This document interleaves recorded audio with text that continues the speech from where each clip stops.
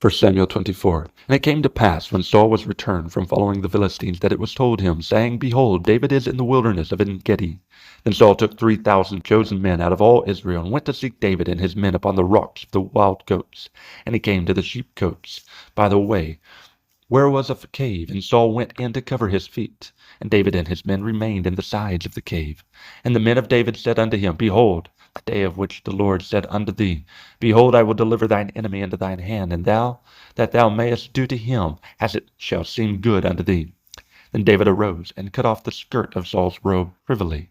And it came to pass afterward that David's heart smote him, because he had cut off Saul's skirt. And he said unto his men, The Lord forbid that I should do this thing unto my master, the Lord's anointed, to stretch forth mine hand against him, seeing he is the anointed of the Lord. So David stayed his servants with these words, and suffered them not to rise against Saul. But Saul rose up out of the cave, and went on his way.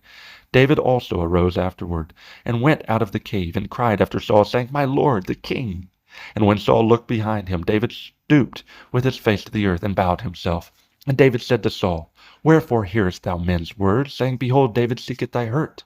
Behold, this day thine eyes have seen how that the Lord hath delivered thee today into mine hand in the cave. And some bade me kill thee, but mine eye spared thee. And I said, I will not put forth mine hand against my Lord, for he is the Lord's anointed.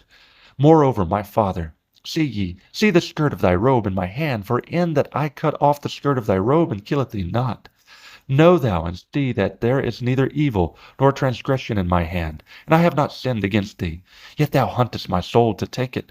The Lord judge between me and thee, and the Lord avenge me of thee, but mine hand shall not be upon thee.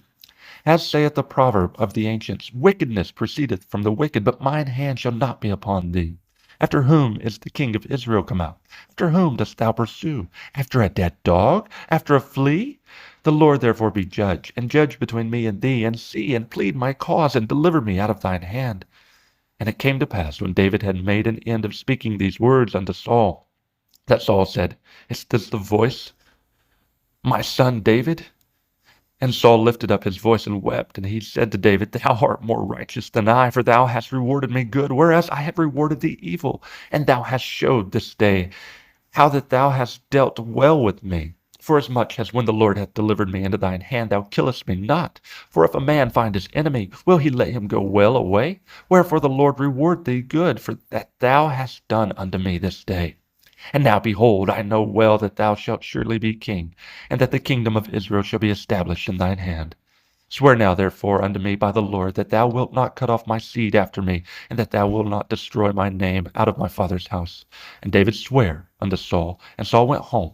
But David and his men got them up into the hold.